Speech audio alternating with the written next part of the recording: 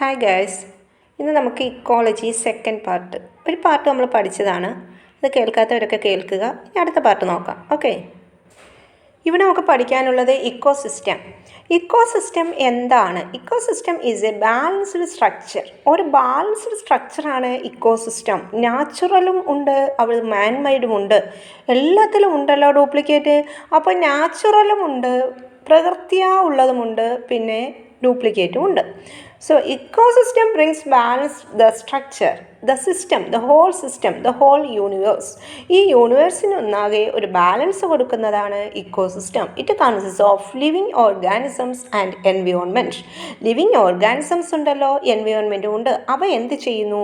Interact each other. അവ interact each other means exchange materials from one to another. ഒന്നിൽ നിന്നും മറ്റൊന്നിലേക്ക് materials exchange ചെയ്യുന്നു. അപ്പോൾ അങ്ങനെ എക്സ്ചേഞ്ച് ചെയ്യുന്നത് കൊണ്ട് ഇവിടെ എന്ത് നിലനിൽക്കുന്നു? സർവൈവൽ നിലനിൽക്കുന്നു.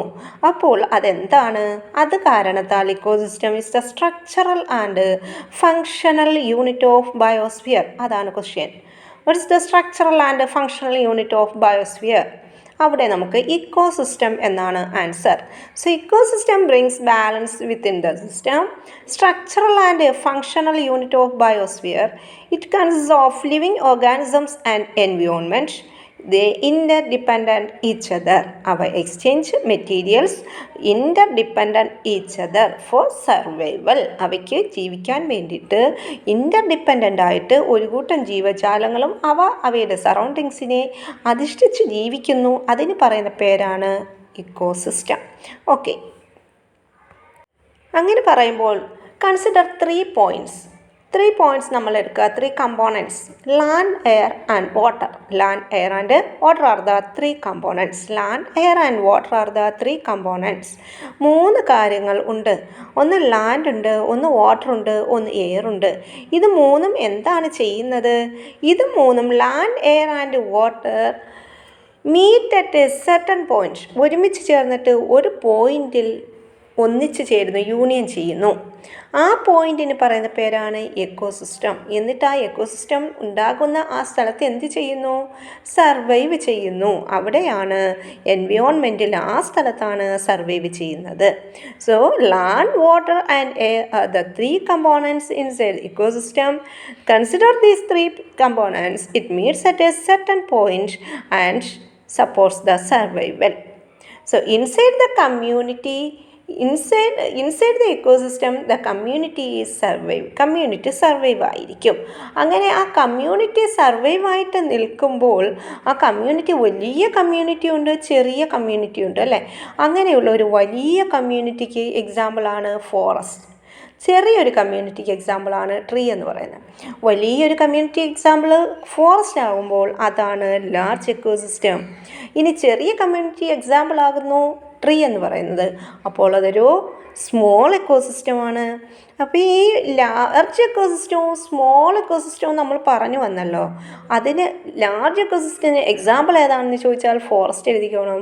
സ്മോൾ എക്കോസിസ്റ്റം ആണെങ്കിൽ ട്രീ എഴുതിക്കോണം. ഇൻ കേസ് ഒരു ട്രീയുടെ പേര് അല്ലെങ്കിൽ ഒരു വനത്തിൻ്റെ പേരാണ് തന്നതെങ്കിൽ അത് അവിടെ എക്സാമ്പിളായിട്ട് വരും. ഓക്കെ, ലാർജ് എക്കോസിസ്റ്റത്തിന് എക്സാമ്പിൾ ഏതാണ്? ഫോറസ്റ്റ്. സ്മോൾ എക്കോസിസ്റ്റം എക്സാമ്പിൾ ഏതാണ്? ട്രീ ആണ്. ഇനി ഇവിടെ ബയോട്ടിക്കും എബയോട്ടിക്കും നമ്മൾ നേരത്തെ പഠിച്ചു, ലിവിങ് ആൻഡ് നോൺ ലിവിങ്. ബയോട്ടിക്കിൽ പ്രൊഡ്യൂസേഴ്സ് ഉണ്ട്, കൺസ്യൂമേഴ്സ് ഉണ്ട്, ഡീകമ്പോസേഴ്സ് ഉണ്ട്. അതാണ് നമുക്ക് വിശദമായിട്ട് പഠിക്കാനുള്ളത്. അപ്പോൾ ഈ ട്രീക്കകത്ത് കുറേ ജീവജാലങ്ങളുണ്ട്. കുറച്ചേ കാണുകയുള്ളൂ, ഒരുപാട് കാണുകയില്ല. അവ ഡിപ്പെൻഡ് ചെയ്ത് ജീവിക്കുന്നു. ഇനി ഫോറസ്റ്റിനകത്ത് ഒരു കൂട്ടം ജീവജാലങ്ങളുണ്ട്, അവയും ഡിപ്പെൻഡ് ചെയ്ത് ജീവിക്കുന്നു. അതിൽ ബയോട്ടിക് ഉണ്ട്, എബയോട്ടിക് ഉണ്ട്. ആ ബയോട്ടിക് ഏതൊക്കെയാണെന്നാണ് ഇവിടെ നോക്കാനുള്ളത്. Biotic means producers. ബയോട്ടിക്കിൽ ഒന്നാമത്തെ ഏതാണ്? പ്രൊഡ്യൂസേഴ്സ്. സെക്കൻഡ് ഏതാണ്? കൺസ്യൂമേഴ്സ്. പിന്നെ ഏതാണ്? ഡീകമ്പോസേഴ്സ്. ഈ 3 പേരൊന്നിച്ച് ചേർന്നതാണ് ബയോട്ടിക്. പ്രാഥമിക ഘടകം ഏതാണ്? പ്രൈമറി പ്രൊഡ്യൂസേഴ്സ് ആണ്. സെക്കൻഡായിട്ട് വരുന്നത് കൺസ്യൂമേഴ്സിനകത്ത് 3 അംഗങ്ങളുണ്ട്. ഒന്ന് പ്രൈമറി കൺസ്യൂമേഴ്സ് ഉണ്ട്, സെക്കൻഡറി കൺസ്യൂമേഴ്സ് ഉണ്ട്, ടെർഷ്യറി കൺസ്യൂമേഴ്സ് ഉണ്ട്. ഇനി ഡീകമ്പോസേഴ്സും ഉണ്ട്. ഡീകമ്പോസേഴ്സിനകത്താണ് ബാക്ടീരിയയും ഫംഗിയും വരുന്നത്. ഓക്കെ, നോക്കാം പ്രൊഡ്യൂസേഴ്സ് ആരാണെന്ന്. Producers are green plants. Green plants എന്താണ് ചെയ്യുന്നത്? Green plants prepare their food by photosynthesis. Living things depend on plants for food and oxygen. ഫുഡിനും ഓക്സിജനും വേണ്ടിയിട്ട് ഗ്രീൻ പ്ലാന്റ്സിന് ആരാണ്? ഓൾ ലിവിങ് തിങ്സ് ഡിപ്പെൻഡ് ചെയ്യുന്നു. അത്രയേ ഉള്ളൂ പഠിക്കാൻ, ഒരുപാടൊന്നും പഠിക്കേണ്ട, അത്രയും മാത്രം മതി. ഓക്സിജൻ ഫുഡിനും പ്ലാന്റ്സിനെ ആശ്രയിക്കുന്നത് ആരാണ്? ലിവിങ് തിങ്സ് ആണ്. സോ ബയോട്ടിക്കിൻ്റെ അകത്ത് ഉൾപ്പെടുന്ന ഒരു ഐറ്റമാണ് പ്രൊഡ്യൂസേഴ്സ് എന്ന് പറയുന്നത്. Producers are green plants. They produce their own food by photosynthesis. All living things depend on plants for oxygen and food. Okay, കഴിഞ്ഞു. അടുത്ത കൺസ്യൂമേഴ്സ്. കൺസ്യൂമേഴ്സിൽ ആരൊക്കെയുണ്ട്? കൺസ്യൂമേഴ്സിലുള്ളവരാണ് ആരൊക്കെയാണ്? Primary consumers, secondary consumers, tertiary consumers. Primary consumers എന്ന് പറയുന്നത് എന്താണ്? Consumers എന്ന് പറഞ്ഞാൽ ആരാണ്? Animals depend on plants for their food. ഫുഡിന് വേണ്ടിയിട്ട് ആനിമൽസ് പ്ലാന്റിനെ ഡിപ്പെൻഡ് ചെയ്യുന്നു, അവരാണ് കൺസ്യൂമേഴ്സ്. അപ്പോൾ ഇവരെ ആശ്രയിക്കുന്നവരാണ് കൺസ്യൂമേഴ്സ് എന്ന് പറയുന്നത്. അപ്പം പ്രൊഡ്യൂസേഴ്സിനെ ആര് ഡിപ്പെൻഡ് ചെയ്യുന്നു? അവർ കൺസ്യൂമേഴ്സാണ്. കൺസ്യൂമേഴ്സിൽ both primary, secondary and tertiary. Primary കൺസ്യൂമേഴ്സാണ് ഗോട്ട്. എക്സാമ്പിൾ, നേരെ ഭക്ഷിക്കുന്നു, ഡയറക്റ്റായിട്ട് ആരെ പോയി തിന്നുന്നു? ചെടിയെ പോയി തിന്നുന്നു. സോ മുറ്റത്ത് നിൽക്കുന്ന തൊട്ടാവാടിയെ തിന്നുന്ന ഗോട്ടാണ് ഒന്നാമത്തെ consumer, primary consumer. Then secondary consumer is wolf.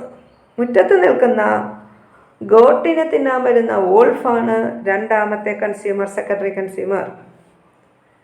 ഇനി ഈ വോൾഫ് എന്താണ് ചെയ്തത്? ഗോട്ടിനെ തിന്നിട്ട് ഫോറസ്റ്റിൽ പോയി നിന്നു. ഫോറസ്റ്റിന് സമീപത്ത് പോയി നിന്നപ്പോൾ അവയെ തിന്നാൻ വന്ന ലയനാണ് ടെർഷറി കൺസ്യൂമർ.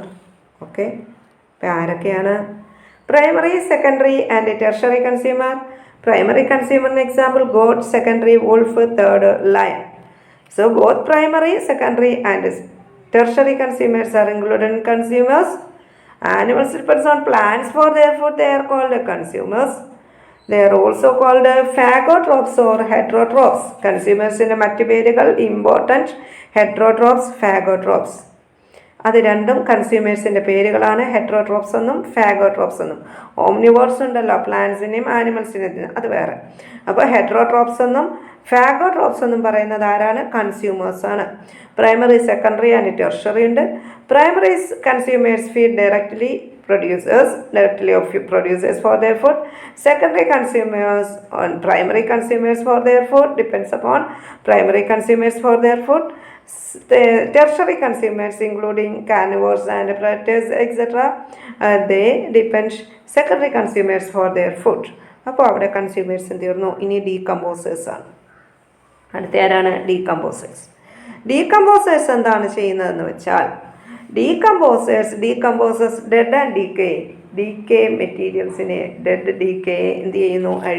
അഴുകുന്നതാക്കുന്നു, ഡീകമ്പോസ് ചെയ്യുന്നു. Decomposers dead and decay includes bacteria and fungi. അതിനകത്ത് ആരൊക്കെയുണ്ട്? ഫംഗൈയും ഉണ്ട്, ബാക്ടീരിയയും ഉണ്ട്. It converts dead matter into nitrogen and carbon dioxide. Carbon dioxide ആർക്ക് വേണം? പ്ലാന്റ്സിന് വേണം. അത് ആരാണ് ഉണ്ടാക്കുന്നത്? ഡീകമ്പോസേഴ്സാണ്. അപ്പോൾ ഡീകമ്പോസേഴ്സ് ആരാണ്? ബയോട്ടിക്കാണ്. ഇമ്പോർട്ടൻ്റ് ആയിട്ടുള്ള ക്വസ്റ്റ്യനാണ്. Decomposers are included under biotic environment. ബയോട്ടിക്കിലുള്ളതാണ് ഡീകമ്പോസേഴ്സ്.